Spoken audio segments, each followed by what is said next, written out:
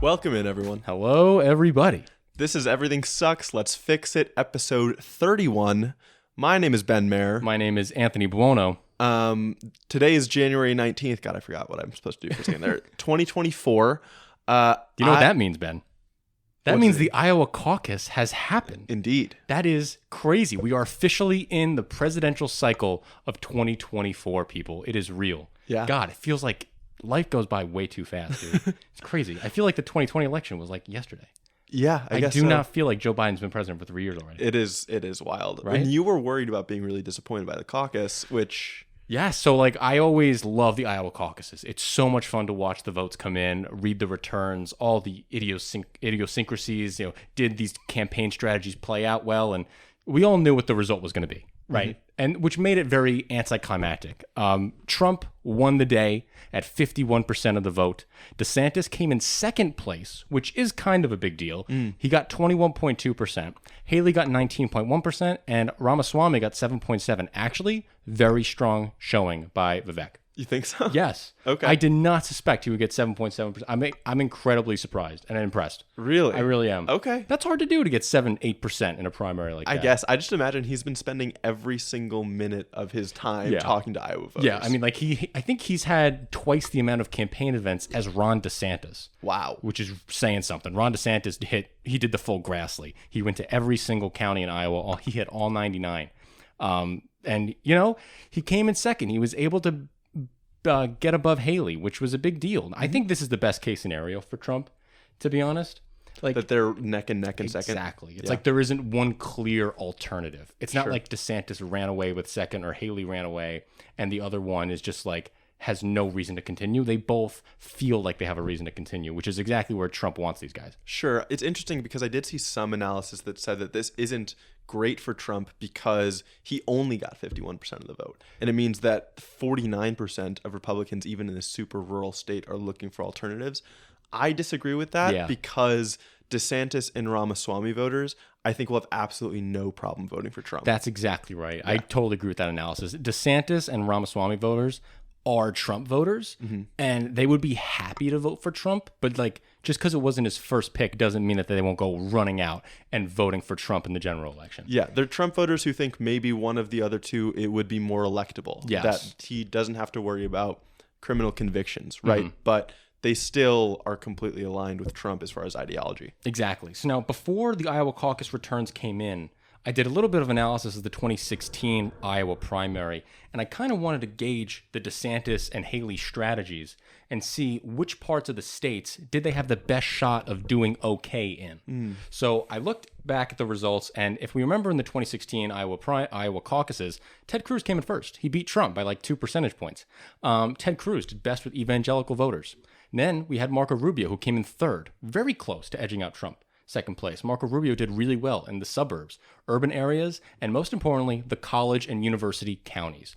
And that was where Haley was going to thrive. So these counties where Haley had the best chances to do well were Scott County, where Davenport was, Polk County, that's where Des Moines was, Story County, that's College Town, Johnson County, that has the University of Iowa, which is very important, and then Dallas County, all suburbs. That was Haley's only chance of winning, or at least coming in a close second, was dominating in those counties. Now, what I found so amazing, well, I want to give a little more background about the counties too. These are all counties where Trump and Biden were either even or Biden ran ahead. So Johnson County, Johnson County, that University of Iowa county, is Biden plus 37 at the general election. Wow. That's a huge Democratic stronghold. Haley did her best in Johnson County. Makes sense. Naturally. Yeah. Johnson County, like I said, University of Iowa, very educated electorate there. Haley tied Trump with college-educated voters. That might not sound like a lot because Trump isn't supposed to do well with college-educated voters historically. But what this means is those college-educated voters are looking for an alternative, and they are not on the Trump train. Yeah. They're not. Definitely. So Trump wins 98 counties. The only county he lost, Johnson County. Nikki Haley beat Donald Trump in Johnson County by 1 vote. Wait, I thought DeSantis won some counties. Nope. Really? DeSantis won 0 counties. So that was Haley's path to victory. I'm glad you brought that up. Now let's get to DeSantis' path to victory. DeSantis needed to copy the Cruz strategy. He needed to go out and hit the urban evangelicals and the large population center evangelical county of Sioux County. Sioux County is in the Northwest. It's the largest population center that has evangelicals in it. It's not like urban, suburban. It's not a university town. It's more like it's a church county.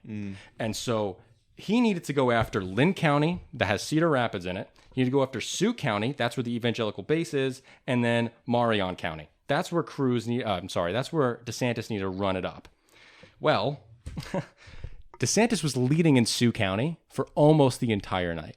And then right near the end, Trump pulls ahead and takes away DeSantis's only leading county. And this is after DeSantis got the support from high evangelical leaders. Yeah. Leaders in the evangelical movement that have been correctly predicting and endorsing the winner of the Iowa primary for 20 years. Some of these guys in this evangelical base have been right 20 years, endorsing Mike Huckabee, endorsing Rick Santorum, endorsing Ted Cruz, endorsing Bob Dole, endorsed Ron DeSantis, and their losing streak is over.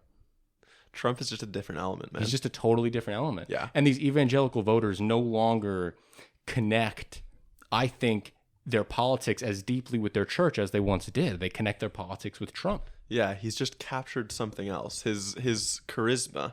Exactly. Yeah. His charisma has just tuned those voters out from listening to their religious leaders now, and DeSantis wasn't able to, capitalize on what other presidential candidates in the past have been able to do. I also think they see, it's not just that they're less connected to the church. I don't even know if that's necessarily the case. I think a lot of them see Trump as very religious. Oh, sure. He's portrayed by some as an extremely religious figure, even though in reality he is not. Let's be completely clear on that. He's the most opposite of what you can imagine. Exactly. But they still have that idea of him. One thing that was so funny for Ron was he got the endorsement of Pastor John Palmer. Now, John Palmer is a big political religious leader in the county.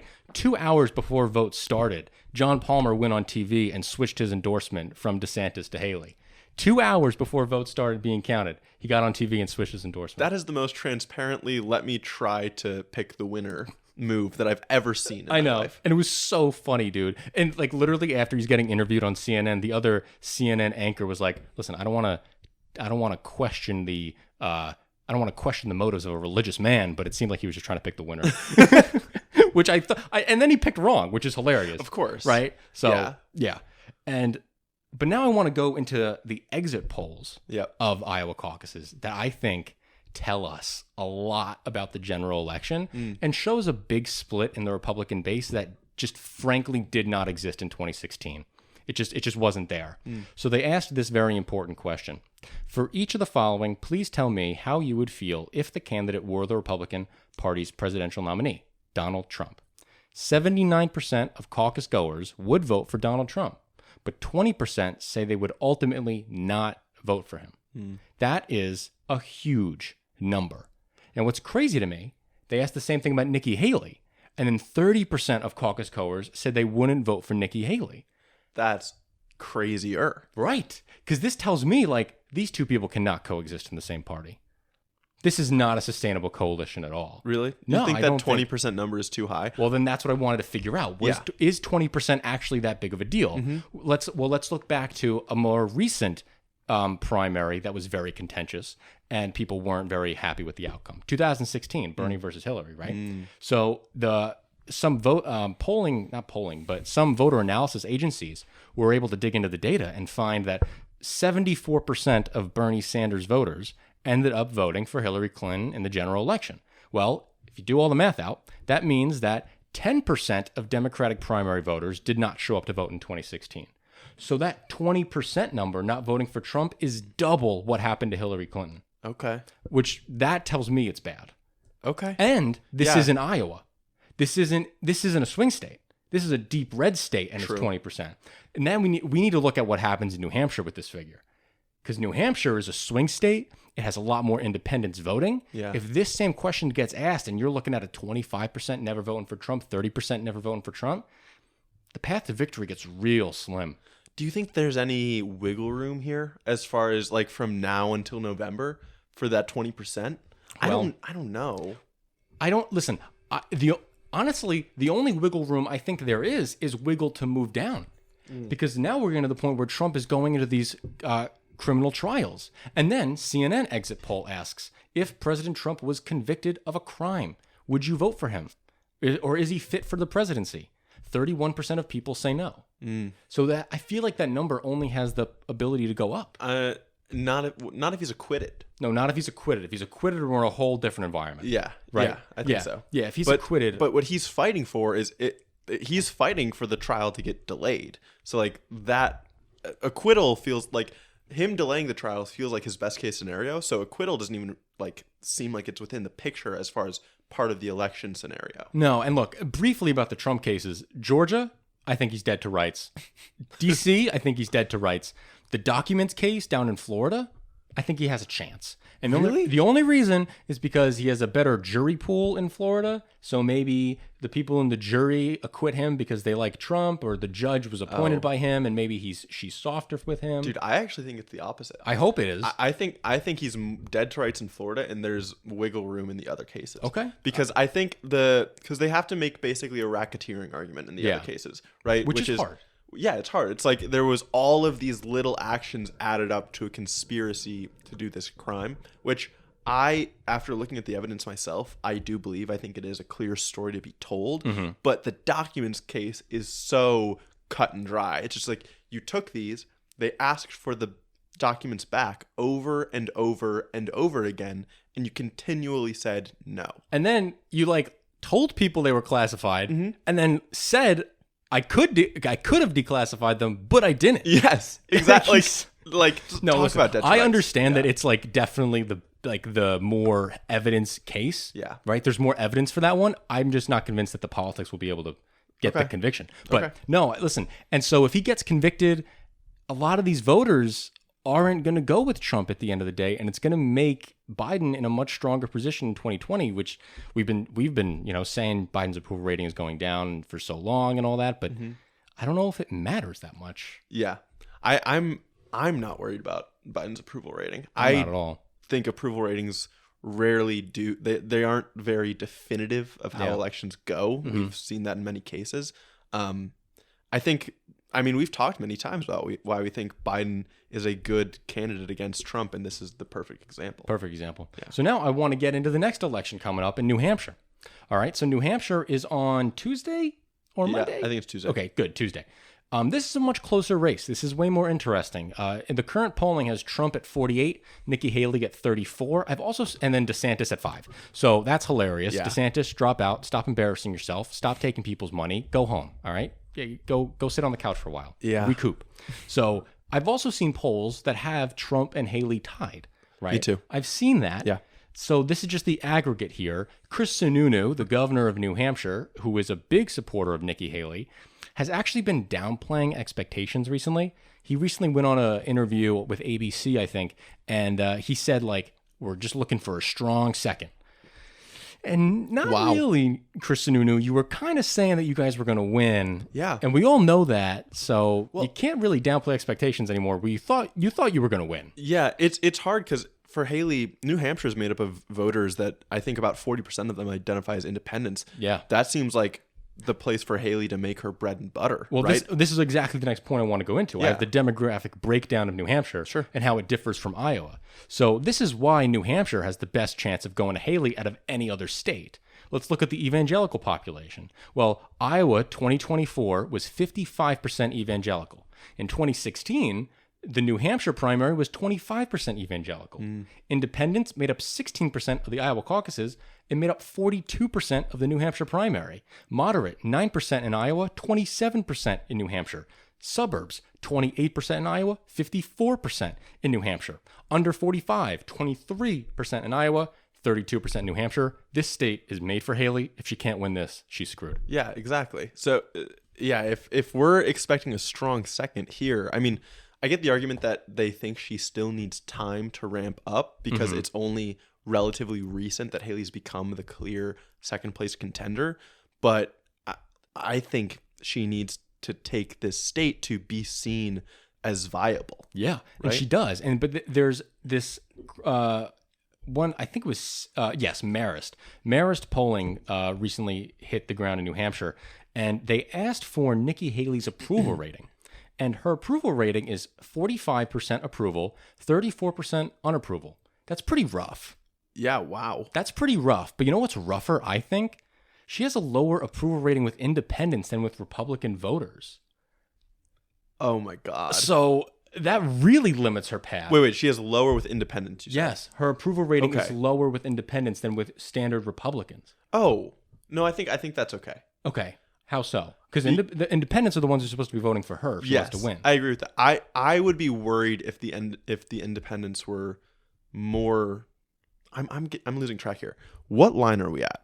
Sorry, we are at crosstab number 2. Okay. 37% favorable from independents, 44% unfavorable. Yes. Okay. So that's not good because that means like, okay, hold on. What are the type of independents that exist in New Hampshire? Yeah. Right? Are the independents in New Hampshire more likely Trump voters? And if that's the case, Okay. then Nikki Haley's lead with independents in Iowa might not tell us much about the lead that she could have in New Hampshire. To you, this isn't just saying, okay, maybe these independents are leaning left. No, because these are Republican and Republican-leaning independents. Oh. Yes. Yeah, if they don't want Haley, right? Who do they want? They want Trump. They want Trump. How are they independent if they want Trump? Right? I don't know. That's the question. I don't know, but I think this voter is how Trump won New Hampshire in 2016. This voter was not active. He or she did not feel that the two-party system was doing anything for them, and then Trump was the alternative. Shake something up. And I think these people are still excited by him as the alternative. So independent doesn't mean moderate in this case, I don't think. Okay. You know? Yeah, that makes sense. Yeah, but I just think that's interesting. Sure. But then, this is what's crazy to me. They polled the 2020 election. If Joe Biden is the nominee, 52% of New Hampshire voters would vote for him. If Donald Trump is the Republican nominee, 45% would vote for him. This is among all. Democrat, Republican, Independent. This is the exact same margin Biden won in 2020. Okay. Same 7-point win. Then they ask for Nikki Haley. 47% will vote for Nikki Haley. 44% will vote for Joe Biden. Nikki Haley beats Joe Biden in the swing states of swing states. Okay. And Donald Trump can't do that. And the Republican voters are making a big mistake nominating Trump because they have the option to not make it a close election. Yeah. They're too married to him, man. They're married. Yeah. That's exactly right. They're just married to him. Because, like we just said, they don't want Haley. Right. Like, they wouldn't want to vote if it were Haley. So then that could bring, yes. And then, so if we look at the independents of this, Joe Biden gets 51% of independents against Donald Trump. Donald Trump gets 44%. Go over to Haley. Nikki Haley gets 51% of independents, and Joe Biden gets 37% of independents. So she's getting that swing moderate. Yeah, I also think that's a good indicator of why the favorable, unfavorable marker that we talked about earlier, that is less. It determines the election results less than what we're asking about who would you vote for if they were the nominee. Think about this. Right. This poll has Joe Biden's approval rating at 40%, and then when asked to vote, 52% are voting for him. Exactly. I don't think the approval rating matters at all. No, I don't either. It only matters what your alternative is. Exactly. That's it. Yep. And that's why, Joe Biden is pretty happy with the Donald Trump alternative because it looks like he could beat him. Yeah, and that's also why the independents wouldn't vote for Haley over Trump, or they find her unfavorable, but they would vote for her over Biden. Yeah. Yeah. That's exactly right. So, and then I want to try to get into will people be satisfied? Will the Nikki Haley voter who wants Nikki Haley in the Republican primary turn out and vote for Donald Trump? And again, it doesn't look like they would. A lot of people show dissatisfaction, but more Republicans would be dissatisfied with Haley. 23% of Republicans would be not satisfied at all with Nikki Haley. Wow. Which is just... Well, to me, that's Trump has captured the base so much, right? Yeah. It's like, especially because Haley can so easily be painted as this forever war type candidate, right? Neocon type that Trump has pushed away from himself so hard. She's the swamp. She is the swamp. Right? She is George W. Bush's successor. Exactly. So, the Trump vilifying that part of the party means that her lane becomes much more narrow. Way more narrow. And so now where do we go from here? We go from New Hampshire. Next, we have Nevada, which is a whole mess of a situation that I'm not going to go into explaining, but they have a caucus and a primary, but only the caucus picks the delegates. Point is, the next important state is South Carolina. Nikki Haley used to be the governor of South Carolina. she has a chance to win in South Carolina, even though the current polls show her down by 30. If she does, I know, right? Isn't that so fucking sad? That's insane. So, but if she wins in New Hampshire, she might be able to make up some momentum. Yeah. DeSantis has skipped New Hampshire. He's already in South Carolina doing stuff. And he has no chance there either. No chance. No chance in South Carolina. The dude is done. He's embarrassing himself. Yeah. Hey, honestly, we should stop talking about Meatball Ron. I think it's over. We'll give him a break. We'll stop bullying him for now. But, and then after South Carolina, that's going to be it. Trump will have the nomination locked up and it'll all be over. This will all be done by before March. Unless Haley can win in New Hampshire. And South Carolina. Both. Yeah, I think she has to win both to earn a ticket for Super Tuesday. Really? Yeah. Okay, so she's got to win both. So there's no chance. I think there is a 2% chance. Okay. Yeah, Okay. I did a lot of calculations to get to that 2% number. I'm not pulling out of my ass. It's a very specific 2%. Maybe 2.5. Wow. But it's just, we'll see what happens, but it's going to be a whole mess of shit. And again, the exit poll data that I'm going to look at is how many people will not show up to vote for Donald Trump if he's the nominee coming out of New Hampshire. That's the data point to look at. That's what matters. Yeah, I can understand how you got to that 2% because I'm looking at a poll that came out from Boston Globe today. Okay. That put Trump at 52, Haley at 35 in New Hampshire. God, dude, it's over. It's so dude, over. So much money was wasted. Do you know hundreds of millions of dollars, over $100 million was spent in Iowa on ads? Nikki Haley has spent so much money in New Hampshire, and all this money could have just gone to Trump's treasure chest to take down Joe Biden, right? Yeah. If the Republican Party was unified, Joe Biden would be in a shit position. But that's not what's happening. Joe Biden is sitting on $117 million cash on hand. Yeah. That's how much money he has in the bank. He raised $1.6 million in the 24 hours after Trump won Iowa. He is raking in the cash. Trump, he is sitting on $36 million. That a factor of 3 people. Yeah. Joe Biden's winning the money war. And he's only going to keep winning the money war because Joe Biden doesn't really have to spend right now. True. And Joe Biden just has to sit back a little bit. It's so did you read about how US executives at the World Economic Forum, which is currently happening, seem to be siding with Trump. Yeah. They seem to be okay with him. That was so kind of funny to me because I feel like I expect the money to follow the winner. And to me, the signs point to Biden as the winner right now. Mm-hmm. But you have all these rich people who are disagreeing. Well, you're assuming that rich people are good political analysts. I don't think they are. Yeah, I guess not. I don't think they are. I think they're actually terrible political analysts. Yeah. I think how many of them believed that Howard Schultz in 2020, the CEO of Starbucks, could make an independent run? How many people believe that No Labels could run? How many rich guys convinced Dean Phillips to run the Democratic primary, right? Yeah. I don't think rich guys are good political analysts. But I do agree that they follow the money. Eventually, they will switch back over to Biden when it becomes obvious that or not obvious, but when it becomes more likely that he defeats Donald Trump. Sure. But also, I'm just going to say it, it's in their interest for Trump to win. Of course. Right. I mean, it's in their interest. Yes. Deep down, they want Trump to win. They don't want a deep, American welfare state becoming developed under a Biden administration that might hold the Senate and the House. They don't want that. Exactly. Yeah. Last thing I'll say about election stuff, because there has been an important endorsement in the Ohio Senate race. I don't have this on our notes, but it's on my head, so we could just talk about it briefly. But Ohio Senate race, Donald Trump has endorsed Bernie Moreno in the Ohio Senate race. He is the most far-right person in the Ohio Republican primary. There is Matt Dolan, Frank LaRose, who is the current Ohio Secretary of State, and then Bernie Moreno, who was a car dealership owner, ex-businessman turned politician now.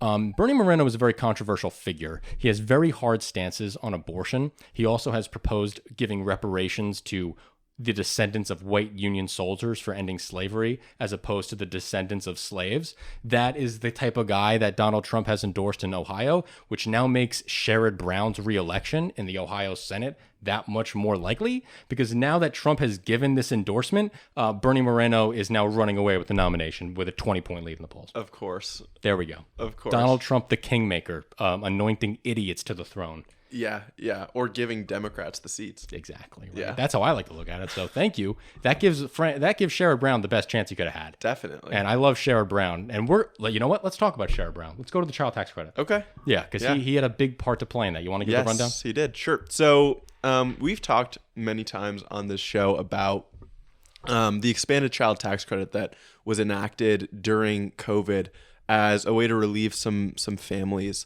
and give them more spending power. We just got an announcement that the child tax credit might be returning, not completely to that COVID era form, but it's going to be getting closer to it. Hell yeah. Dude. So the current child tax credit is $2,000, but only $1,600 of that is refundable at tax time. Now, refundable tax credits are still paid out in cash once a tax bill has been reduced to zero, whereas non-refundable tax credits can only be used to pay down tax debt. So raising that refundable number means you're putting more cash actually back into the pockets of people, even if their tax burden has been much lower.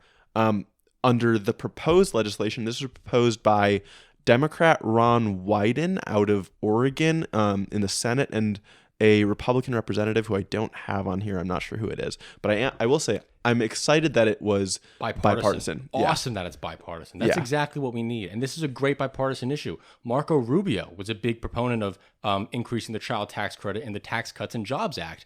One of the only good parts of the Donald Trump tax credit that I give him full credit for was the expansion of the child tax credit, which was pushed by Marco Rubio. Yes. And we're going to get more into the politics of that, but I want to go over the technical aspects first. So the proposed legislation increases the refundable child tax credit to $1,800 from that $1,600 for the 2023 tax returns. It raises it to $1,900 for 2024 and then $2,000 for 2025. And parents who earn more than $200,000 or $400,000 if filing jointly won't be eligible for the full 2023 child tax credit, but they may receive a partial credit. So there is a progressive aspect to the taxation there, which is nice. Yeah. The expansion will help 16 million children. God, I love which to is see fantastic.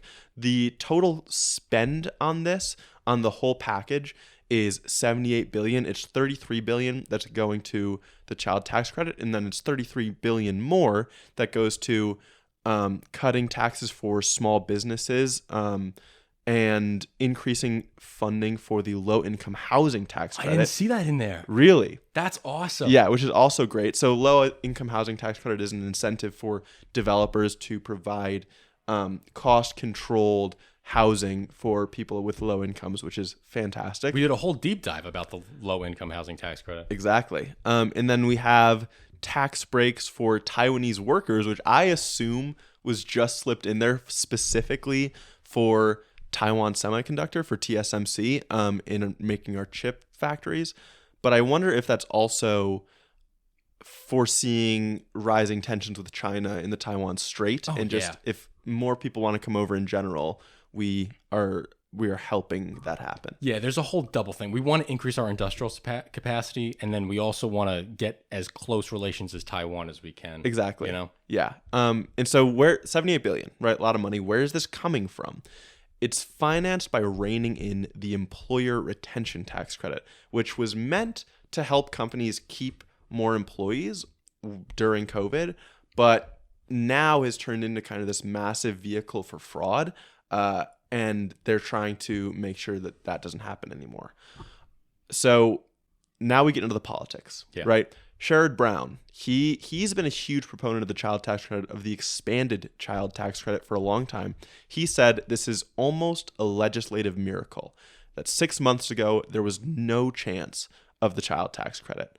Now, this was introduced by a Democrat and a Republican, which to me means there's leadership on both sides as far as like it signaling to the rest of the party that they can get on board, and yet there are wings of both parties that aren't on board. So on the Democrat side, they are hesitant to support it because they say they want more. Of course. The American Rescue Plan boosted the child tax credit from $2,000 to $3,000 for children under the age of 6, and from $2,000 to $3,600 $2,000 to $3,000 for children over the age of 6, $2,000 to $3,600 for children under the age of 6. So they're saying this increase is not enough. So I initially had a note on here that would be dumb if it were true, but because last week we made the point that Republicans who were insisting on doing nothing on immigration, on rejecting federal money to help hungry children, that they were arguing that you shouldn't do that. These reforms weren't doing enough, and so you shouldn't take them up. And it sounded kind of ridiculous to think, okay, well, not doing enough isn't an excuse for doing nothing, right? I do kind of understand this because once they get any kind of win on the child tax credit, the momentum is going to be gone. And it's going to be really hard to then change that. Exactly, to get any further on that. So I understand Democrats pushing for more, which is why I hope that this is a negotiation tactic from them to try to extract as much money for that child tax credit as they can. But at the end of the day, they should pass something on this. No, I totally agree. I think this is a very important bill. Again, 16 million children that are going to be helped by this. I think that's incredibly amazing. There aren't many things that the United States government can do to directly help people. And this, I think, reduces the child poverty rate by 4 or 6%. Now, the expansion of the child tax credit of the American Rescue Plan reduced it by 36% to 42%. Wow. So that's how much that reduced the child poverty level in the United States. This only does it by 4%. I'm comfortable with that 4% as long as we don't give up the larger fight for more money in the child tax credit later on. One of the things that I loved about the American Rescue Plan child tax credit that isn't in this child tax credit is the ARP sent monthly checks out to families of $300. It was like it was operating like a child allowance with the veil of a tax credit. You were getting a $300 check in the mail every month. This is different. This is a one-time refundable flat check. It's a whole different operating procedure now, right? Because now you're making people wait for that money. Maybe they have to go into debt before they get the tax return. Then how much of this tax return just pays on interest of credit cards they had to use to. It's a whole different thing. Sure. I don't want that infrastructure or the idea of that infrastructure to be lost by this passing. This needs to be a starting point for further negotiation. But I mean, look, the American Jobs Act under Donald Trump changed the child tax credit. Now here we are changing it again. It's very possible this could be something that we see in the future. True, but the Tax Cuts and Jobs Act, if that's what you're talking about, they expire eventually. And also that came out in 2017. Yeah. It's now been 7 years. Right. And we needed COVID to happen to provide the impetus to even be talking about this. I know. Right? So I'm a little skeptical, and I do want them to go as far as they possibly can right now. Yeah. On the other side, Republicans, like far right House Republicans, might not pass it just because they don't want anything to be done in Congress. They don't want anything to be done. They literally don't. Yeah, and they don't want anything that could be seen as a victory for the Biden administration, which this totally could. Now, Biden has come out himself kind of on the side of these Senate Democrats or these House Democrats as well, who are saying we want more, or he's kind of subtly signaled that he wants more, pointing to the child tax credit that was in place during COVID. And I think their PR team specifically said we're really proud of the full child tax credit and the extent that it went to reduce child poverty. So Biden is trying to pull it up too, but I think that kind of subtle messaging does also show that he will sign whatever they're able to get when they do get it. He's just trying to pull it further to the left or pull more money into that tax cut. And one thing that Joe Biden has to love about this is that it's totally paid for. There's no deficit spending going on. Exactly. There's no deficit spending. This is just reallocation of money. We're like, oh, this tax credit we're giving out is fraudulent. Let's give it to Main Street businesses and children. Yeah, exactly. Right? So it's one of those, it's an easy win. We talk about cost benefit a lot. It's hard to see the costs here, right? They can just take that money out and give it to the families who need it most and who are going to spend it in the economy most effectively. Absolutely. I just want to read one other quote that does talk about this point of Congress trying to get something done versus being obstructionist, and kind of where the view of the public might be on that right now.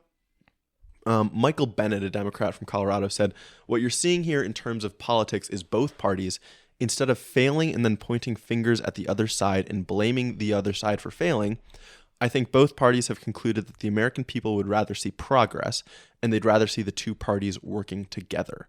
Whether there's a political lens on that, I don't know, but I suspect that it is a reaction to people knowing that folks at home are sick and tired of the chaos." Good shit, Michael Bennett. That's fantastic. Like, Yeah. if we are actually in that place, this is exactly where our government needs to be. And I'm glad that enough messaging has been put out there, that it's been hammered home into people's heads, that we're not like that. Even though we're more polarized than ever, what we hate even more than compromise is nothing getting done. Yeah.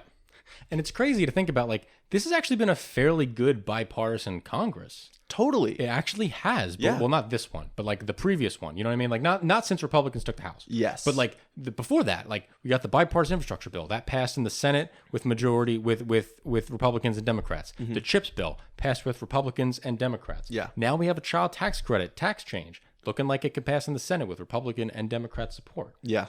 We have another thing, but let's talk about. Want to do shutdown first? Sure. Yeah. Yeah. So let's talk about government not functioning the way it's supposed to. Well, hey, at least they didn't shut down. Yeah, at least, okay, yeah. Headline, government did not shut down. Yeah. Again. Again. So the government has avoided a shutdown. It was passed in the Senate earlier yesterday with a healthy margin of victory. Then it went over to the House, and Mike Johnson put up a continuing resolution that is just redoing the 2023 funding through 2024. Just moving the money along, just business as usual. This is exactly what Republicans didn't want to see. Yeah. So 107 House Republicans voted for it. 106 voted against it. Only 2 Democrats voted against the continuing resolution. I don't know one of them. I know the other. It's actually our representative here in Brookline, Massachusetts. Really? Yeah. Auchincloss? Auchincloss, yeah. Jake Auchincloss. He voted no because he is a big supporter of Ukraine funding, and he doesn't like that the government is operating without money to Ukraine. So he's voting no on every CR until Ukraine funding is passed. Which I do agree with him in spirit. Yeah, I don't agree with his method, but it is what it is. Yeah. It's not like it had any material benefit. That's the thing. He's doing it because it doesn't matter. Yeah, he's doing it because it's a virtue signal. It doesn't take anything to do it. Mm-hmm. So this is a big deal for Mike Johnson. This is exactly what, Kevin McCarthy did, and then Kevin McCarthy lost his job. Which, again, is also what Mike Johnson just did and was not supposed to do, and got all of the far-right Republicans mad at him. Right. And also, initially, after the first continuing resolution he passed, he vowed that he wouldn't do it again. He literally said, when he took on the role, he said, the government by continuing resolution is over. Well, no, I guess not, dude. No, clearly not. The second you get hit with the train that is functioning the government, turns out you can't take things off the table like that. And it's not that easy because your ideology can't fit into every fucking peg. It is crazy because continuing resolutions are actually, like, as long as we have a Republican speaker, they are the only way that they can stay in power. Which and is even so those funny. Like that's what got McCarthy ousted, obviously. Yes. But it's going to look worse if he signs into law a budget that actually compromises with Democrats, which is the only way he can sign a budget into law. Which means that Republicans are just spending more money than they would like to. Because if they just would have compromised with the Democrats and taken the Schumer-Johnson deal, was a $16 billion cut. It was something, but instead that $16 billion is still getting spent. Yep. And now you're just losing time in the year. Exactly. Because now even if you appropriate the funds out to September, we're talking about less and less time that your policies even matter. Yeah. So it's just all a ridiculous mess. So now the House Freedom Caucus is furious. Of course. They went out on X, and this is like the House Freedom Caucus official Twitter X page, okay? Yep. This is what surrender looks like. I mean, I can't fathom that these people are real, Like, do they know how government is supposed to work? Do they understand that it's all about give and take and negotiation, and you don't always get what you want, and, like, the government needs to operate and function? They don't want it. They don't want to see believe it. In so after Johnson started passing the short-term deal, there was one representative, Eli Crane, he's from Arizona. He was one of the guys who voted out Kevin McCarthy. He's already floated the idea of ousting Speaker Mike Johnson. So we've already got someone in the works being like, you know what? I think I want to fire this guy. I wonder if, so let's say you get someone even more far right than Johnson. Mm-hmm. Is there any chance, and let's say they get in and they shut down the government. Is there any chance you get Republicans like near the middle that oust that guy? God, I would hope so.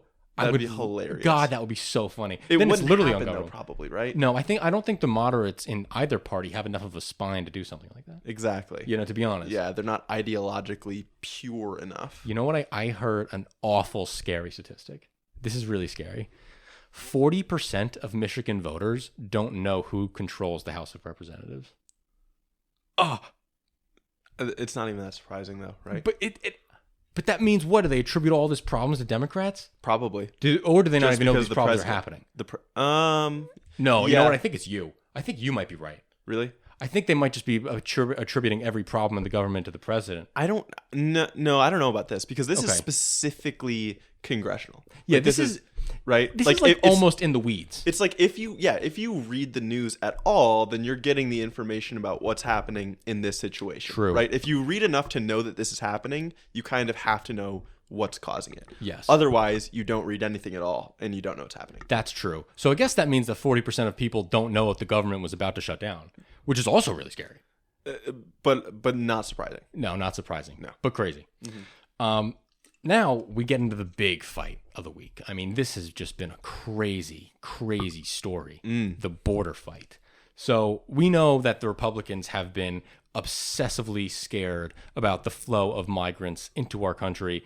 And they're not totally wrong. The rates of migrants crossing the border illegally has doubled since like 2019. There is definitely an issue there, no doubt about that. But Joe Biden has been attempting to make some progress on this front, and he has used moderate senators like Kyrsten Sinema, one kind of almost progressive Democrat senator, Chris Murphy from Connecticut, and then a Republican senator, Lankford, out in Oklahoma, to come to this bipartisan deal on how we could shore up the border. And it comes down to these 6 main points. More funding for border security. He wants high-tech sensors put in for fentanyl detection. He wants more asylum officers, about 1,600, to ease the process of getting asylum seekers through the courts and trial systems. Limit the number of asylum seekers who are allowed to cross illegally. Streamline asylum claims at ports of entry, and then make asylum interviews much more in-depth, make them more stringent. Mm-hmm. So these are the 6 points of this bill. Mitch McConnell, he's come out and he's super in support. Mitch McConnell's like, this type of bill would never pass with a Republican in the White House, and this is the best chance to get something done. Yeah. McConnell is totally on board with this. He's emphatically on board with this because he kind of knows the truth. Joe Biden doesn't like the immigration issue. He hates it. Mm-hmm. He's hated it forever. Yeah. We've talked about news articles where Joe Biden has come out and he's literally just hates, doesn't want to touch it. He wants it to go away. And this would be doing something significant enough on it that you couldn't really come at him for it anymore. Yeah. And the way that he's tying it to Ukraine funding, it really shows like he's ready to give away a lot for Ukraine funding. Yeah. Well, that's I think the main reason why he wants to do it, at least from what I've read. Yeah, right? yeah, like I agree. Generally the Western leaders, including Biden, they're scared about what Ukraine is about to do in the coming spring and summer without more support. Yes, they're worried that if they go through with an offensive against Russia, then they don't have the best amount of weaponry that they could have if the United States and the rest of the EU were to shore up the supplies. Maybe they could fail horribly and the war could be almost over. Yeah, well, also, if Russia goes on an offensive of their own, Yeah. Ukraine doesn't have the weapons to defend themselves. Yes. Yeah. But House Republicans are not taking the bait. They are not excited by this Senate plan. And in fact, they are opposite of excited. They are in full rejection and they hate it. Because they hate everything and they hate themselves. So why are House Republicans not interested? Well, they are emphatically in support of what they passed as H.R. 2. This is their border deal. This is what they wanted to change at the border. And I'm going to read through a couple things that are on it. Limit the claims at official ports of entry. Then they want to limit the executive branch's parole powers. Now, we talked about parole last week, and I got something wrong last week. Okay. Parole is... Now, correct me if I'm incorrect, but whatever. Parole is when the president of the United States is allowed to say, okay, you guys from Cuba are facing a really, really tough time. You are allowed to come here to escape your government, and then we'll give you fast track to job stuff. But it's like specifically talking and targeting high impoverished, high-risk nations. I believe that's true. Okay. And it's a set capped number. Yes. Yeah. Okay. I think it's something like 30,000 people from Venezuela are allowed in every month from parole. Okay. So then they want to limit the executive branch's control over that so that the president can't set the patrol limit. The parole limit. Okay. They want it to be a congressional parole limit. Then they want to roll back protections for migrant children. I swear to God, Representative Luna from Texas actually wants to bring back child separation because she is convinced that the people who are bringing children across the border are not, in fact, their parents, with no evidence to suggest that. They had witnesses at this committee hearing where she's saying this to a bureaucrat who helps run these departments, and he's like, "That is not the case. You are totally incorrect. These people are their parents. We have documents proving that they're their parents, especially since trying to bring back the children that were separated under Donald Trump's disgusting, inhumane child separation policy. We know that it was the children of the people who came with them." And so for her to suggest that, this would be protecting migrant children is a lie. Just wrong. Then mandate employers to electronically verify immigration status before hiring, restart border wall construction, raising the initial screening standards. Those are the big points. And you know what? Out of those 7, 2 of them are in the Senate bill. Not many. But there's 2 of them in there. Why? This something versus nothing. Something versus nothing, dude. Sure. This is what kills me. It's like, that there are at least 2 things in here that you don't like, okay? Or two things in here that you do like. I'm sure they're not happy that Biden isn't limiting asylum claims at the ports of entry. But what are we going to do? That's how asylum works. People are allowed to come into the country, claim asylum, get their voices heard in a court, and if they're rejected, we send them home. Yeah, that's it. It is hard because there's a number of people, or at least based on like qualitative interviews, that makes it people are coming here to seek asylum because they do the interview and then they have a year or more to wait for the actual court hearing to figure out whether they're allowed to stay here for asylum. So a lot of the time it does seem like people are coming just so they can get released into the country and then they can go to their court hearing, or they can skip their court hearing and try to stay here illegally. Yes, which does not happen that often, I will say. Does it not? The skipping of the court hearing does not happen that often. Okay, so but even if not, it gives them a free, usually year at least, to stay in the country. It does. But then that's another thing Biden is trying to fix with the 1,600 more people. Yes. Right? So he's trying to speed up that whole asylum process. Mm-hmm. And with the stringent interviews. Like he's trying to make it so that he can send more people, he can deport more people just off of that interview. Yeah, and a lot of Republicans are actually using that line of argument. A lot of them are saying, like, look, hold on. If we get a Republican in the White House, we'll be able to use these rules passed by this bill to do a lot more than what we were able to do before. Yeah, which is bad. Right? But give and take. Yeah. If we want the good things to happen. Benefit, yeah. I mean, like, it's the same thing about the filibuster. We always talk. I'm a huge proponent of getting rid of the filibuster. I think it's, just doesn't allow the ruling and winning party of election to govern, stops democracy in its tracks. But that means you have to accept when the other party wins, they get to do what they want. And then the voters just have to pick and choose the right people to lead the government. Yeah. But so John Cornyn, he is a senator from Texas. He said this regarding H.R. 2. They simply don't have the votes to pass it, and we just have to deal with the hard reality of that. You get a choice. You either get the votes and get half a loaf, or you get nothing at all. And I think, talking to my governor, he's not interested in waiting another year for Congress to get its act together. And we need more thinking like that. We need exactly more thinking like that. Compromise-willing thinking. Yeah, we do. It's the only way our government's going to be able to function.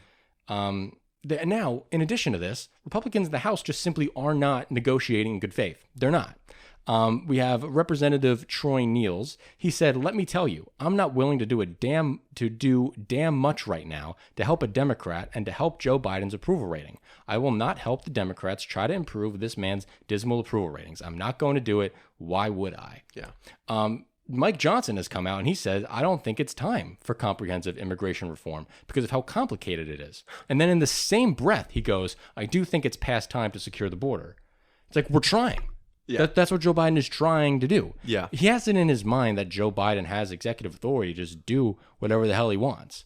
And that's just not true. Do you want the president to just be able to run through and do anything it wants without congressional approval and spend money any which way without going to Congress and asking? Yeah. He doesn't want that. Like, as a congressman, do you want that? As No. the Speaker of the House? Of course not. No, he doesn't want that. He's just saying that because he doesn't want it to be on his plate. Yes, they're skirting the issue as much as they can so that they can, because immigration is probably the Republicans' most successful issue, right? course. The most favorable issue. So they need to maintain their stance on it, but also not be seen as being the only thing in the way of making progress on it. Trump literally, this is what his whole election is running on. He said that immigrants are poisoning the blood of our country. He calls them mentally inferior. He makes up lies that there is a concerted effort to destroy our country by bringing in weak, quote unquote, people.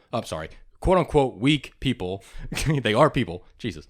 And then he says that immigrants are bringing diseases that will destroy our nation and make us sick. So this is the only thing he's got going for him. This is what he's running on. It's at least his most powerful message, I would say. And he knows it is, because he called Laura Ingraham the other night before her show on Fox News. Really? He called her and specifically asked Laura Ingraham to ask Mike to bring up the border issue with Mike Johnson. And so she has Mike Johnson on with the show. Laura Ingraham says that she just got off the phone with Donald Trump. First of all, let's step back there. Do we want our political leaders calling up media figures and telling the media figures what to say on air? Do we want that? Does that sound like a good fucking country? Does that sound operable? Does that sound fair and balanced and a good way to disseminate information to people? Would we ever accept that from Joe Biden doing that to MSNBC? I know I wouldn't. I wouldn't accept Joe Biden personally going on the phone and telling Rachel Maddow what to say. Yeah, no. I wouldn't be cool with that. So are we cool when Trump does it? Are you cool when Trump does it? You shouldn't be. But she asks Mike Johnson, you better not vote for this border deal. Mike Johnson says, no, I just got off the phone with Donald Trump and he told me that it was a bad deal. All of these people are ruled by this one guy. Yeah. He's ruling the Republican base from his cell phone in Mar-a-Lago right now. Totally. Or courtroom. I mean, and Johnson specifically said, I think, that he signaled that he was not going to accept any border deal that was tied to Ukraine aid. Well, that's just saying you're not going to accept a border deal, because that's the point on the Democratic side. Yeah. And so now let's flip it. There's also a progressive problem. Just like the child tax credit. There are far-right people who don't like the child tax credit. There's far-left people who don't like the child tax credit. Well, there's a good majority of the Democrat base in the House that really isn't happy with this border deal. When, there's a lot going on here that puts progressives in a bad spot, because it seems like the fight of good immigration reform has been greatly reduced to what it was, say, in 2013. In 2013, Obama and the Gang of Eight was working to do this border deal that Marco Rubio was leading in the Senate, and it was going to give amnesty to 11 to 12 million undocumented immigrants in the country. We're not even talking about that anymore. No. Now we're talking about our best case scenario is getting more asylum officers to hopefully either get people in the country legally and keep them here, or kick them out faster. Yeah. We're not even talking about the path to citizenship problem. And that's kind of sad. And Democrats aren't really happy how much this issue has moved. Yeah, I kind of get it. Like, even as we talk about these points that are in Biden's deal with limiting the executive branch's parole powers, I would also be scared to sign on to something like that, because it does destroy this general principle of wanting to welcome more people, right? We want to help raise more people up. And I feel like that's something that both of us are very much for. So we want to be able to, like, we want something to get done, because what we talked about last week on the show is we want the conversation to be able to move more towards a path to citizenship, right? We want it to be able to move more in a liberal direction, in a more accepting of immigrants direction. But the problem is, right now, the volume of the flow of migrants across the border means that it's any conversation about a positive change for a better legal immigration system is completely clouded out by the conversation about reducing illegal immigration. Yeah. So we want to be able to shift that conversation, but if it's going to take corrupting that base view of more legal immigration, of being welcoming to more people to be able to handle the illegal immigration problem because Republicans are asking for too much, is it worth it? Right? And that's the hard call. It starts to become, yeah. I like the border deal specifically for the point of entry thing, making it easier to come across the border at a point of entry and claim asylum. That's huge. Yeah. Because there were reports of specific points of entry just turning people away when they're not really allowed to do that. No. So having a much more enforced policy of like, no, you have to let these people in at the point of entry, and this is a better way to track them, so we know who's coming in. Exactly. We decrease the illegal crossings. We decrease the incentive for illegally crossing. I think that's the better way to do it. Yeah. If this is the system we're going to have, this is the best way to run that system. Yeah, I agree. So now there's other developments with the immigration stuff. Yes. So as far as good news on migrants that are already here, they're finally starting to work, which is awesome. We had a Boston Globe article about migrants that are living in Massachusetts right now. And Governor Healy, her administration puts out a report every 2 weeks on kind of the state of the migrant crisis and the migration sheltering in the state. One of the things that they reported recently is that the number of migrants with work permits in Massachusetts tripled in just the 2-week span that the report was written over. So that's a huge deal. We talked months ago about something called temporary protected status, which allows migrants, mostly from Venezuela. It was allowing like 470,000 Venezuelans to fast track to getting work authorization. There are other avenues like parole for that to happen. And because of some clinics that the state government put on to help with the application process, as well as legal assistance, a lot more of these applications have been able to get through. Now, it still takes about 3.5 months to process those apps, but in the meantime, while those migrants are waiting, the state has launched a skills training program to teach them so that they're ready to take up these jobs. And this is ending up being good for everybody. Exactly. It's good for employers. It's good for the migrants, because every testimony that is in these articles is like they're extremely eager to work. They're great people to have on board. And it's removing the burden from the public shelter system. Yes. So migrants are the ones who are doing the jobs that Americans don't want to do. This is why they don't outcompete native workers, as we talked about in our deep dive on immigration. It's part of why they're so great for the economy. They're working as hospital housekeepers. They're packaging cooking oil. They're removing snow. They're cleaning. They're doing library work and security. It's just great news. It's what we've been wanting. It's why we are huge proponents of immigration on this show. And it just goes to show that there are real effects that come from administrative burden being taken off and allowing these people to work. Absolutely. Yeah. So I just wanted to call that out. Okay. So next up, we are going to move to what I think is probably the hottest piece of international news right now, as far as the strikes that the U.S. has been making on Houthi weapons strongholds. They've struck the Houthis 3 times. The first time was the 11th, which was right when we recorded our last episode. I think it might have actually been 4 times, and I just didn't update this recently enough. That just goes to show you how fluid and how intense we are bombing this area of the world. Yeah, exactly. We're very specific with these strikes. We're targeting their missiles and their ammunition caches in 60 different locations. We've targeted them with over 150 precision-guided bombs and missiles. These strikes have been effective. I think we've hit like 90% of the targets, but they still retain 75% of their capacity to fire. The Houthis do. The Houthis do. Yeah. So it's not stopping them, but it's kind of all we can do if we want to. Of course, the broader context here, the Houthis have been shooting missiles and drones into the Red Sea to attack shipping companies in protest of Israel's assault on Gaza. And now we have shipping companies going around Cape of New Hope instead of going through the Suez Canal, which is adding massive amounts of cost to everybody else around the world. Exactly. Joe Biden was asked, he's like, are these strikes effective? And he was like, effective? No. Will they continue? Yeah, pretty much. That's pretty much where we're at. It's all he can do. And it is a tough situation for him to be in. The U.S. has been scrambling to assemble any kind of intelligence about the Houthis, because Yemen and the Houthis just have not mattered, right? Like ever. So they're getting information on what kind of capabilities they have. Obviously, the Houthis are backed by Iran, so that's another part of why some people, including me, think that this, like, the U.S. can't really make a difference here, because no matter how much of the Houthis' capacity that they take out, Iran is just going to supply them with more. Yes.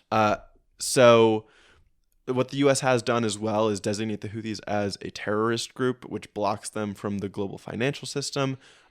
But again, they're just going to align with kind of the quote-unquote axis of resistance, which is Russia, China, Iran. Exactly, which is trying to exist outside of the global system anyways.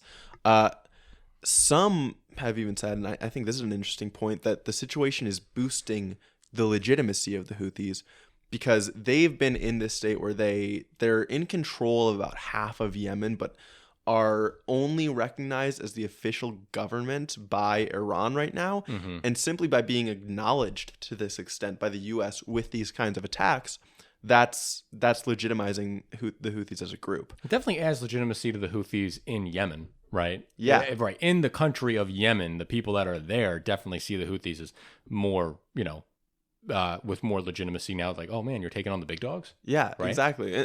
I mean, the problem is the Houthis are making an impact. They are impacting global trade. They're doing something that not only the US, but the UK and our other allies, we care about it. Like, it is making it harder to buy things at cost, and that hurts people in these countries. And we'll say it doesn't just hurt people in the imperial court. It doesn't just hurt people in Britain and the United States. It hurts people in Nigeria. It hurts people in Egypt, right? I was just reading an article about how multiple Chinese company business owners are suffering because their shipping costs have like doubled because of this, right? Because all of their ships are now taking twice as long to make their deliveries. Yeah. So yeah, it's not just a US thing, which is why the whole rationale behind it of protesting the Israel's assault isn't really a legitimate one. No, it's flawed. It's flawed. This is ridiculous. They're not. I can't even accept the framing, because they're not just going after ships going to Israel. They're going after ships.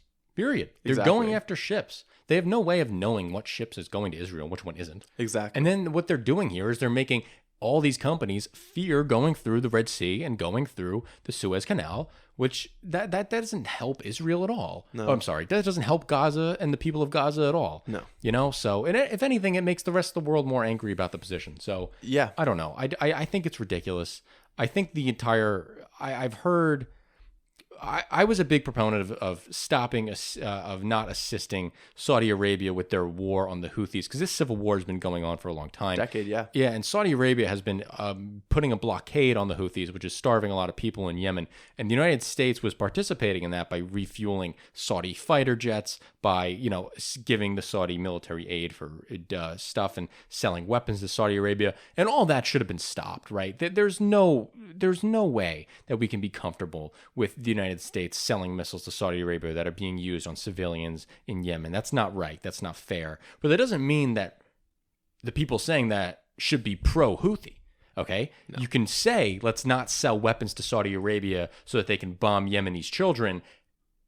That doesn't need to come with being pro-Houthi. Yeah, and that's an interesting and an important broader conversation to have, because there is a portion of the left right now that is just pro-Houthi. And it's fucking gross, dude. These guys brought back slavery in Yemen. These guys want the elimination of the Jewish people, period. Yeah. They're not cool. These aren't like freedom fighters here. No. That's not what's happening. No, it is a tendency to overly simplify these issues into black or white, and because these leftists are placing themselves as opposed to Israel, that suddenly means they feel they need to be pro-Houthi to feel secure in their own identities. Yes. These issues are more nuanced, just as we've talked about with Israel and Hamas. Both sides can be bad. The Houthis are another bad actor in this game. And I'm going to be honest. The Americans trying to keep trade going through the Suez Canal is not the United States being a bad actor. Exactly. How is the United States being a bad actor? Giving military aid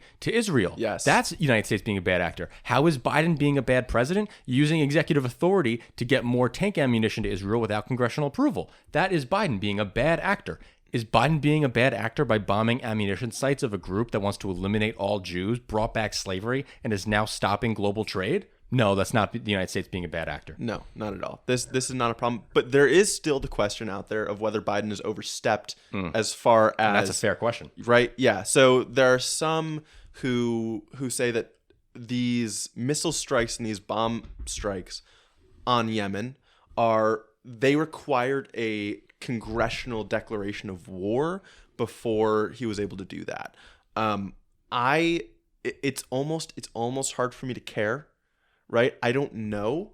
What do you think? I'm pretty sure the War Powers Act, whether you agree with it or not, gave the president the power to do these types of things and make these judgment calls. I read the War Powers. I was reading it, but it was like a week ago now, and I forget exactly what it says. Yeah, I mean, was it early 2000s? Yeah, it should be 2001, right? It should be right after 9/11. Yeah, the War Powers Act was passed, and I'm pretty sure that delegated a lot of authority to the executive branch to make these type of snap decisions. Yeah, especially when we're going after groups that aren't technically states. Now, this isn't like the United States like going into Iraq without a formal declaration of war against Iraq. I don't think it's that, right? It's not. That's not what's happening. We're not invading all of Yemen with a whole ground force, right? No. So but I don't know. But even that is like we used this, so authorization of use for military force of 2001.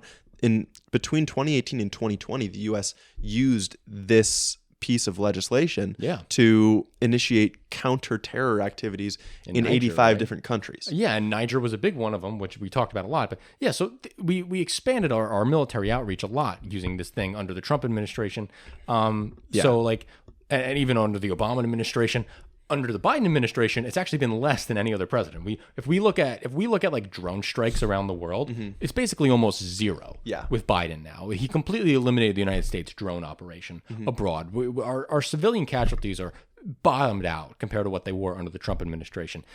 This is important to note, and then we'll move on here. Donald Trump increased military drone strikes, I think, by 472% as compared to Barack Obama. Wow. That's how much he ramped up the United States drone war. And people see Obama so much as the drone striking president. Like he's just bombing everyone. Trump was the drone striking president. Trump was the war president. I'm so sick of people saying Donald Trump was the pro-peace, anti-war candidate. That's ridiculous. That's only an anti-war candidate if you're only looking at war through the lens of American lives. Yes. If you're only looking at the casualties of war through how many Americans died, maybe Donald Trump was somewhat of an anti-war. But if you're looking at it from who drops the biggest bomb in Afghanistan, killing a bunch of civilians, that's Trump. Who ups the drone strikes 473%? That's Donald Trump. So, cut me a break. Yeah, I'm with you. The only other thing I would talk about here is whether we think there's risk of expanding to a regional war. We know that in addition to these Houthi strikes, that tensions at the Lebanese border of Israel have been ramping up, and the Biden administration is doing everything it can to prevent that from exploding into all-out war. I don't know. The risk with the Houthi part of this becoming all-out war is still the connection to Saudi Arabia, right? And Saudi Arabia's fight with them. Saudi Arabia's fight with the Houthis has been kind of winding down because they're thinking we've been at this for 10 years. They're still there. And Houthis kind of won. Yeah, it's guerrilla warfare, right? Yeah. All they have to do is survive, and they have. I kind of don't think that Saudi Arabia is going to be drawn back into it. No, I don't think so either. I think it's over. Okay. I'm not too worried about becoming regional. Okay. Now let's talk about China. Yes, last thing. So with the new year, we're going to be getting a lot of important data coming out about what happened in 2023.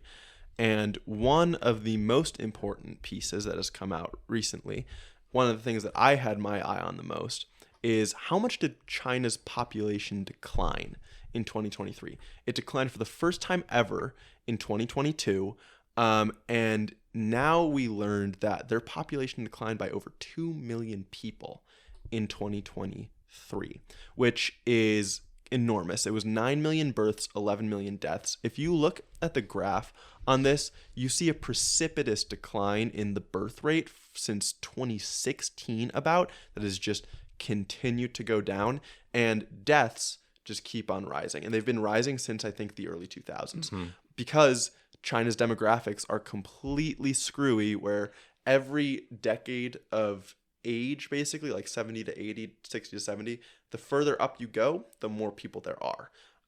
And there are also a bunch of these cultural issues and policy issues from the past that now are discouraging people not only from getting married, but then from having kids. So China obviously hastened its demographic problem with the one-child policy, which pushed down birth rate over several decades. But the rule also created generations of only child girls who were given an education and employment opportunities, which turned them into empowered women who are very reluctant to, they're resistant to the ideas coming down from government at the top that they should be pushed back into the home. She, though, has still been urging government officials to persuade women to return to the traditional roles in the home. But the problem is China also has deep-seated gender inequality that discourages women from getting married and from having kids. One woman said, "It seems that the government's birth policy is only aimed at making babies, but doesn't protect the person who gives birth. It does not protect the rights and interests of women." That's really interesting. When that's the scenario, when that's the context you're in, you don't want to put yourself at the mercy of not only the dangerous proposition of childbirth, but also of being in a relationship with a man. Women cite widely reported domestic violence by men as their rationale for not getting married, and there are plenty of pieces of evidence, there are plenty of instances of the justice system siding with men, and the laws being set up to make it harder for women to be safe in their marriages. So, wow, this is crazy. I never really took this is something I take for granted for being in America, right? Is the Violence Against Women Act. Yeah. Right? Like that's something that China, I guess, doesn't have or doesn't have an equivalent to, that women feel safe in their own home and free from domestic violence. Exactly. Yeah. So it's, there are plenty of instances of domestic violence, and they feel like they can't easily get out because the government recently instituted a 30-day cooling off period before divorces go into effect, because they are trying to keep families together, because they think the birth rate is such an issue. Well, that's not how you fix that. Exactly. So what's happening? Like there was one story of a woman who was murdered by her husband. Yeah, I was about to say, like, this seems like a 30-day period where the husband can plan the murder of his wife. Literally. No, that's exactly what happens. And there are popular sayings online now that are like, a marriage license has become a license to beat, and they're reinforced by these news reports. Whoa. So China's now in this position. Culturally, they have these women who are empowered and who, even though they've been trying to send this propaganda that that women should stay in the home, that they should be in traditional family roles, women have had access to the internet for too long, and this feminist movement has built up online so that they aren't aligned with that kind of messaging from the government. There's really nothing they can do. I don't think there's anything they can do to make women feel more incentivized to have children, except really liberalize their country. But now the problem is it's too embedded in their culture to not have families. Now it's in their mentality. Now they're like against marriage on principle, which I don't blame them. I mean, like, what China needs, they need a Violence Against Women Act, and they need to enact no-fault divorce like the United States has. Exactly. That's what they need to do. They need to liberalize that so women feel more empowered and more safe in these marriages. But even then, it's gonna take a lot of time, right? So that's just a legislative initiative. Yeah. Then you have to change the culture, which is downstream from legislation, right? Yep. It takes a lot longer time for, if you do progressive legislation, for that to seep into the cultural mindset. Yeah. Right. Think about how long it took for people to understand, Social Security, retiring benefits. Like, think about how long it takes for people to comprehend the legislation that gets passed and its implementation and what it means. Yeah. Another big issue with this is the low youth unemployment rate. Yep. It's very hard for young people to start families in China because the youth unemployment rate is so high. The last piece of data that we had, I think, was in a couple quarters ago, and it had youth unemployment at 25%. Yeah. And then recently we got new numbers, youth unemployment being at 18%. Well, that's weird. How did it drop so fast? Well, it's because their unit of measurement changed. Yeah. Now they measure unemployment. They don't count people who were in school. So if you're in school, they don't count you as unemployed. That's fine. That's a fine way to do it. But all they did was cook the books. They haven't changed the past numbers to represent the same measuring stick. Yeah.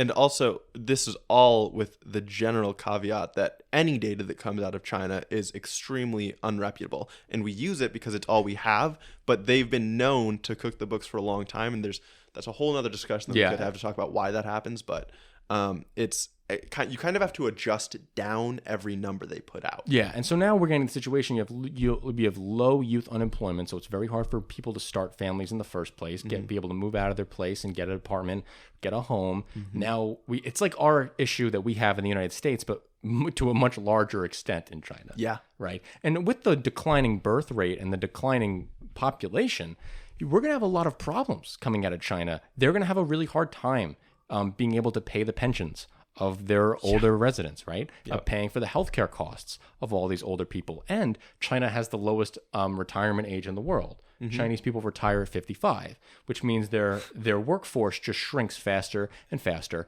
and faster. Yeah. And I'm curious to see if China goes through with some type of pension reform where they raise the retirement age and what that does. We saw raising the retirement age in France and what that did to that country. They went up in flames. Yeah. I only imagine what would happen in China. Well, China's just going to more and more of these reforms as its system as it currently is becomes untenable are going to squeeze the people harder. And we know from history, like the more you squeeze, the more likely you are to create a revolution. Yes. Right. So I think it's just kind of a matter of time to see what is the straw that breaks the camel's back. This youth unemployment rate is a really interesting figure for me because there is a whole theory of how revolutions happen, and people ask why. There's a Marxian theory, right, about like oppression, and there's a whole bunch of other theories, and one that I've always thought interesting, not knowing if I agree with it, but one that I always think is interesting is like the overeducation problem, where you overeducate a large portion of your country, but you don't have any place to put them. So you give people these great educations, you get them to learn a lot, read a lot, give them all these skills, and then they have no place to use those skills in the economy. And they get frustrated because they gave up so many years of their lives learning so many things, and they think I could run the country better, but they're not given the chance to prove it.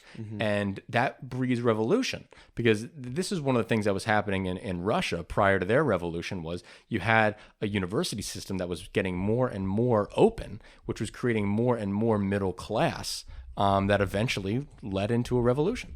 Yeah. So it's just, yeah. So the last thing I think I want to say is, how does this affect climate change? Because with the declining population, I think we're going to be looking at a China that is actually half of what it is now. Like I think 600 million by 600 million. Yeah, 600 million by 2100.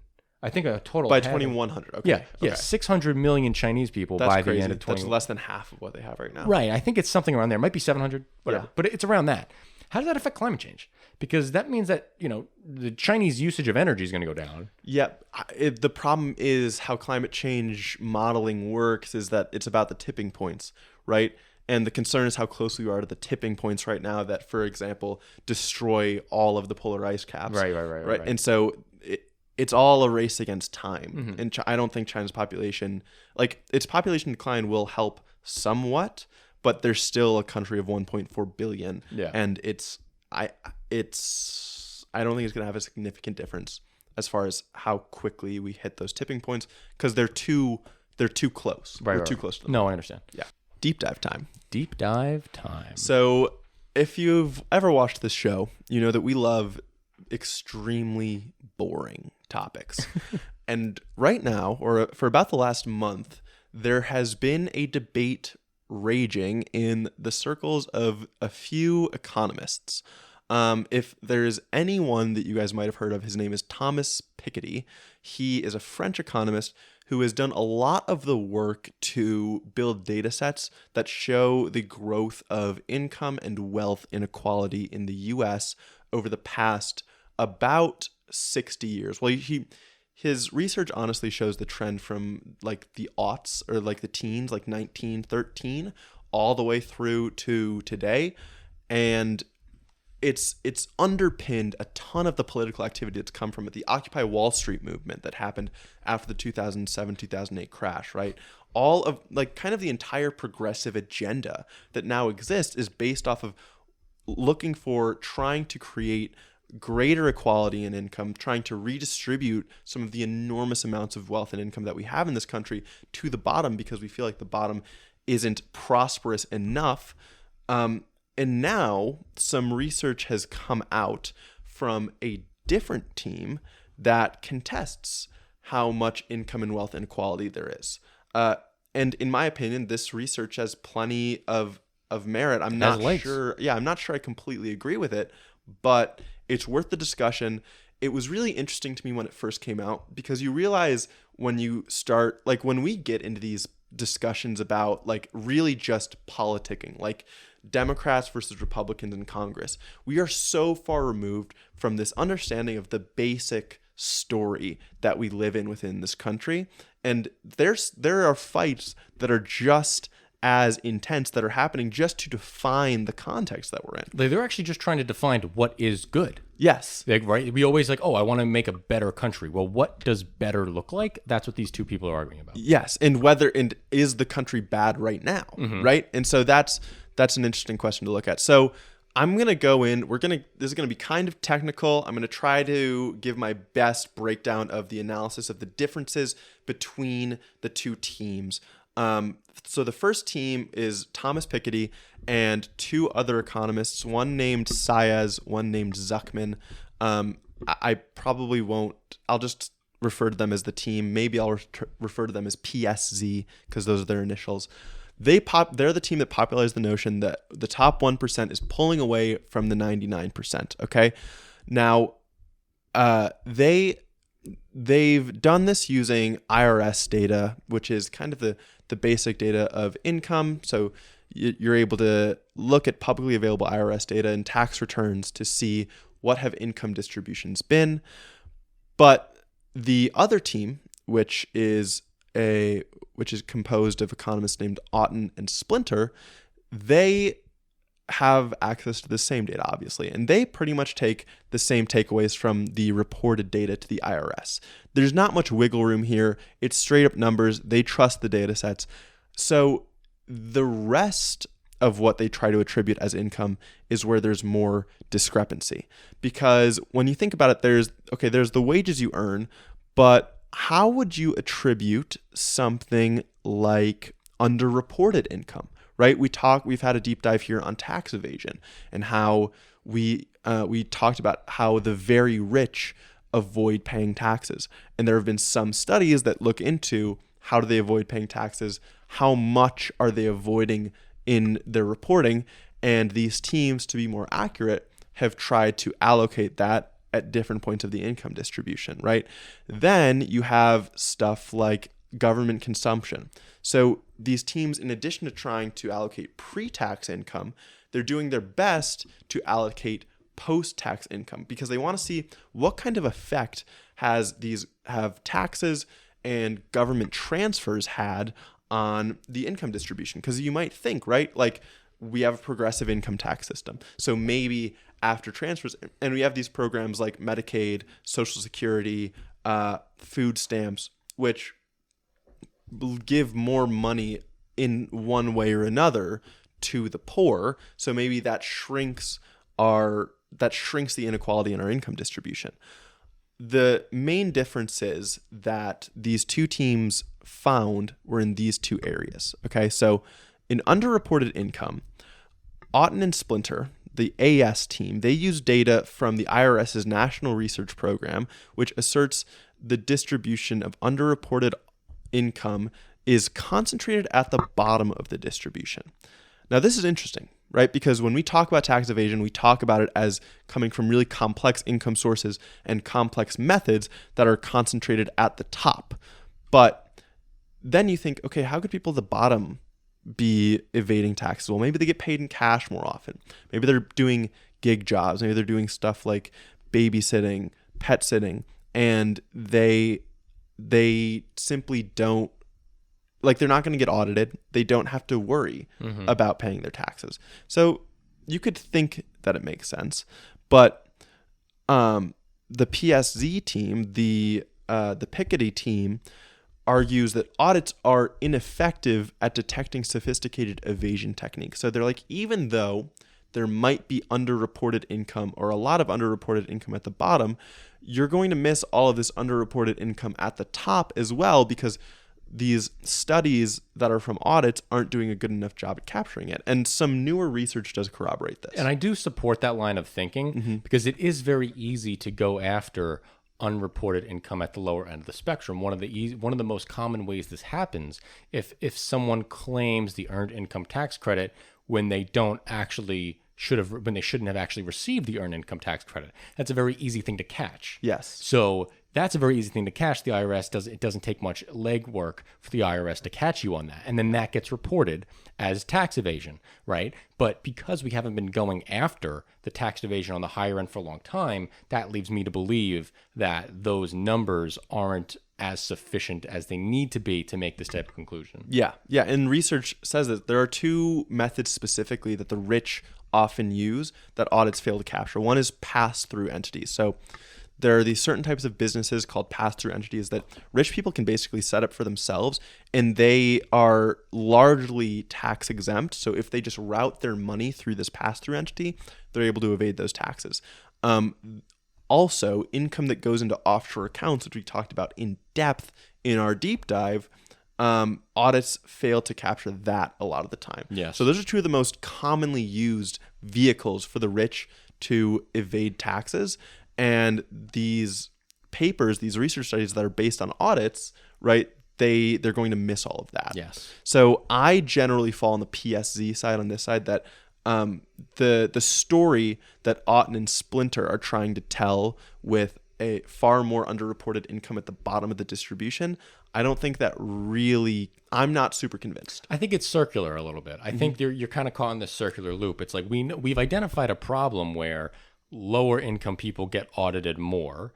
And the reason that they get audited more is because we don't fully fund the IRS so that the IRS has the resources to go after the people at the top. And then the AS team is using that data saying, oh, look, there's more audits at the bottom. That means there's more tax evasion going on at the bottom. Yeah. That's not really accurate. And we can see, listen, let's do this study in 5 years. After the IRS gets fully funded with the money from the Inflation Reduction Act, we've raised like $400 million going after millionaires already. 500 million. 500 million bucks Yeah. going after millionaires. And I think it's like 1,000 millionaires we got that money from. Yeah. It's something very small. Let's run these numbers again. Yeah. Right? Let's do this for 6 years and then run these numbers again and see if this type of relationship still holds. Exactly. The one other piece of evidence I'll note is that in the last 40 years, there's not only been a huge spike in the number of pass-through entities, which is kind of That's sus. insinuating something, but also, according to Otten and Splinter's model, there would have been a drastic decline in the percentage of income of the rich that is underreported income. Sure. So like it seems like it all kind of adds up to they're just not capturing a lot of the underreported income from the rich. From the government consumption side, this is so difficult in my mind to try to allocate. You have programs like food stamps, like Medicaid, which food stamps is you have a monetary value that you can easily attribute, right? To people, it gives them this amount of money that they can spend on food. Medicaid, you can put in an amount of value, you can put a dollar amount on how much that healthcare might cost. But you also have to allocate all government consumption because they're trying to divide all of the money in the national income number, and government consumption taxes that they get is included in that. That means you have to allocate military spending, right? How do you, up and down the income spectrum, how do you allocate military spending? That's so hard to think about, right? So Piketty, Size, and Zuckman, they allocate government spending equivalently to how other income is distributed, right? They assume, their thinking goes like this. Jeff Bezos benefits much more from a reliable and fast shipping network, which relies on government infrastructure, a steady supply of workers, which depends on public education, and defense contracts with his companies, than someone at the bottom of the distribution. To me, that makes a lot of sense. Yeah, I totally agree with that. that. But on the other hand, right, Otten and Splinter say the PSZ method ignores the redistributive and public goods aspects of government consumption. Now, that might be true, but I think hearing the results of Otten and Splinter's methods kind of makes it sounds a little incredulous, and it also starts to call into question why we're even having this conversation, which is the bigger discussion I do want to get into. So Otten and Splinter they allocate half of government consumption the same way that PSZ does. They allocate it the same way that income is distributed. And then the other half they give as a lump sum, which means they give an equal amount of the half of government consumption to everyone. Obviously, the more equivalent amount of income that you give to all of the population, the more you decrease income inequality, because that has a much bigger impact on the incomes at the bottom of the distribution than it does at the top. So what this method does is it means that 20% of the income for the bottom 50% of the distribution comes from government expenditure. In other words, 1/5 of the income for the bottom 50% comes in the form of tanks, roads, and chalkboards. Yeah, that makes no sense to me. Right? That's not income. So then you start to think about what are we talking about? Right? Does it make sense to be talking about roads and chalkboards as income? Does it make sense to be talking, even for Jeff Bezos, does it make sense to be talking about a steady supply of skilled workers as income? Oh, I see where you're going with this. Right? Like, what are we getting at with this income inequality? What are we actually fixing? And so this is the broader conversation that I want to have, because as we kind of started this out, progressives have looked at income inequality as this bugaboo for so long. It's been a main thing that we have to tackle. It's why we think progressive taxation and high taxes on the rich are so important. But do we care about these numbers? Do we care about this post-tax number that allocates like chalkboards and tanks to poor people?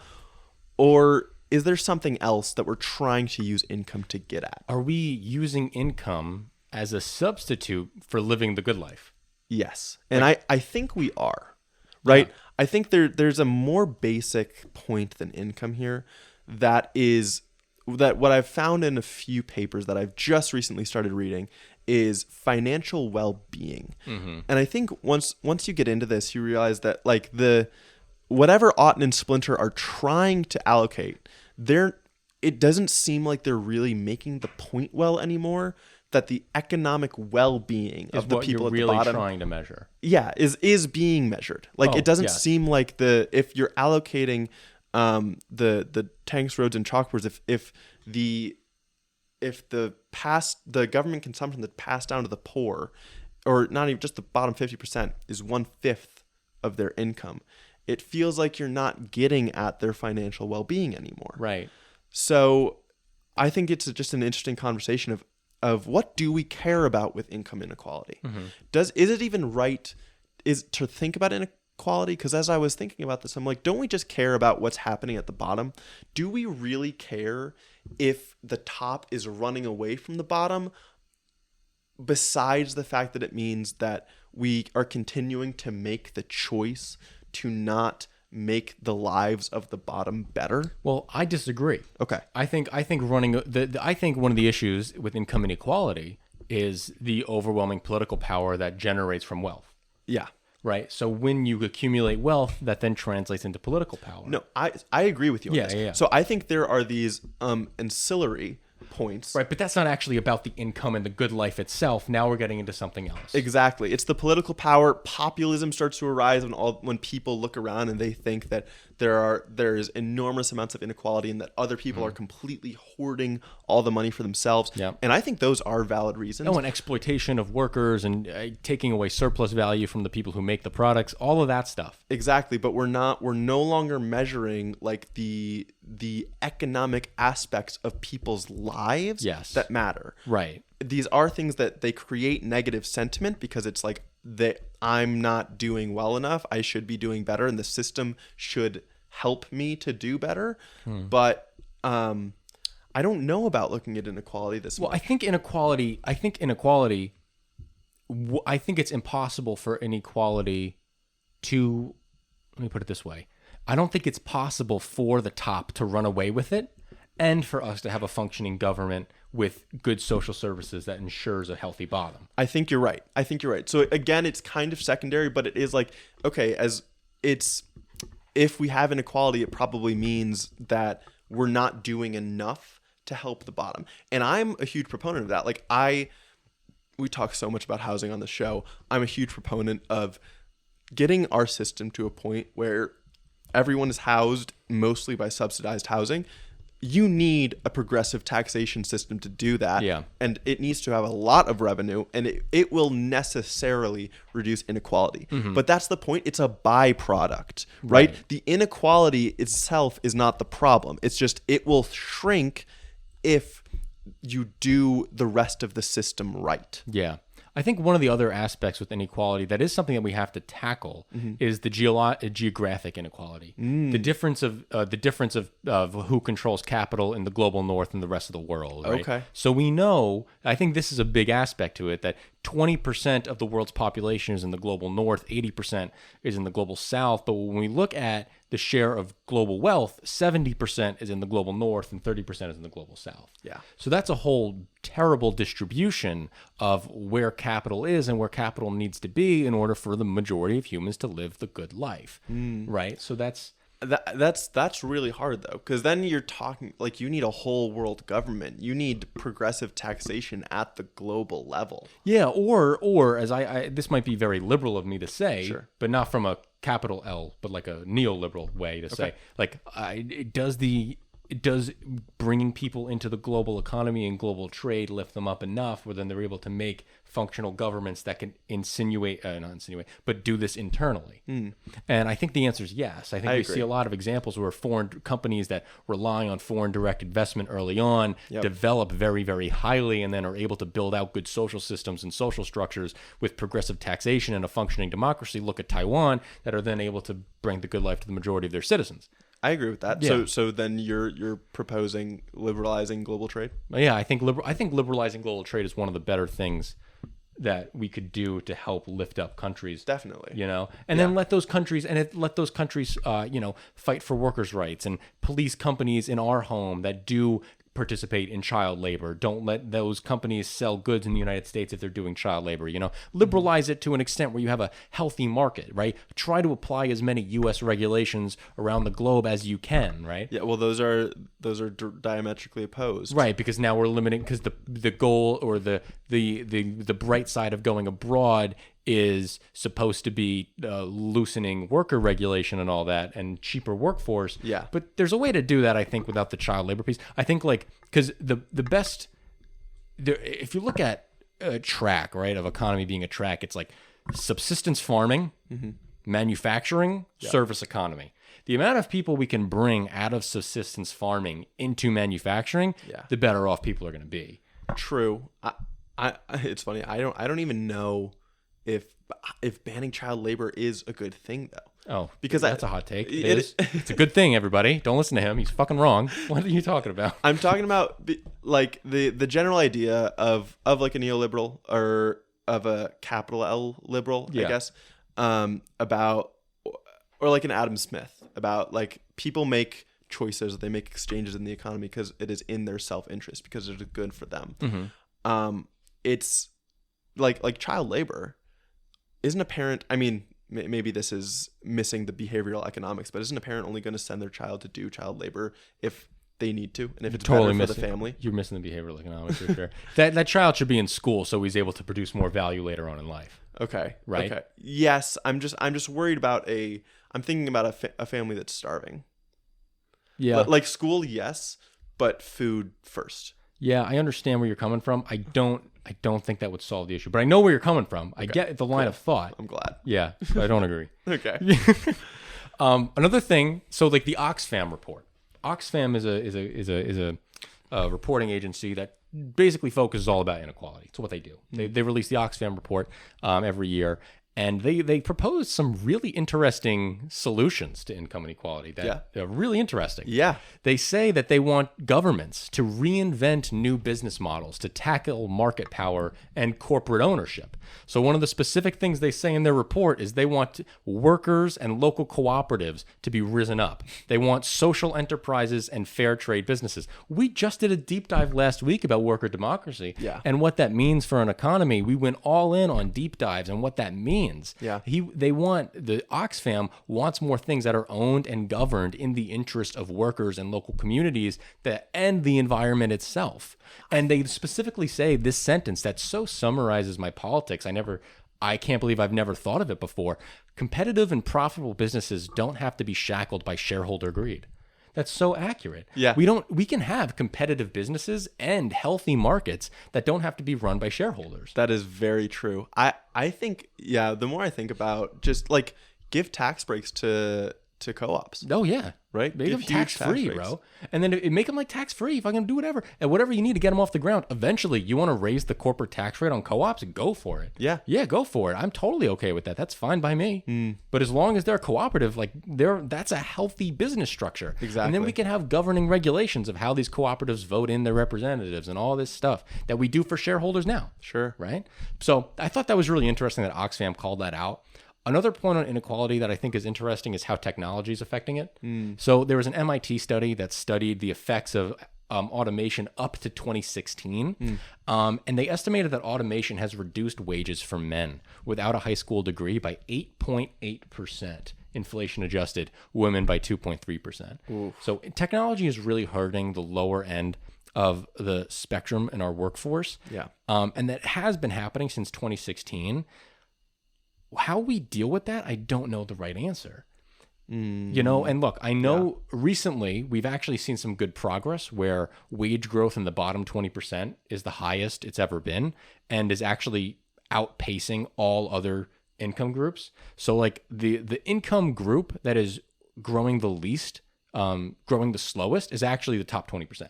Yeah. The top 20% is seeing the lowest amount of wage growth. Which is kind of what you want all the time. Yeah. Right? I mean, I'll say you still want wage growth everywhere, but you want the top 20% to have the lowest growth, then a little bit higher, then a little bit higher. Exactly. So it's interesting how income inequality has changed. It's interesting how the solutions have changed. These Oxfam reports haven't been saying these local worker. I look back at the old ones, 2019, 2020. They didn't talk about cooperatives. And it seems like a shift in their language. Interesting. It's kind of exciting that's entering the discourse in a widely read publication. Yeah. Yeah. But that's our deep dive on income inequality, guys. We'll be back at you in a couple days. We're going to try to we're going to record again on Tuesday. So Which is right before the New Hampshire primary. So we'll see what happens. Beautiful. All right. Thanks, guys. Bye.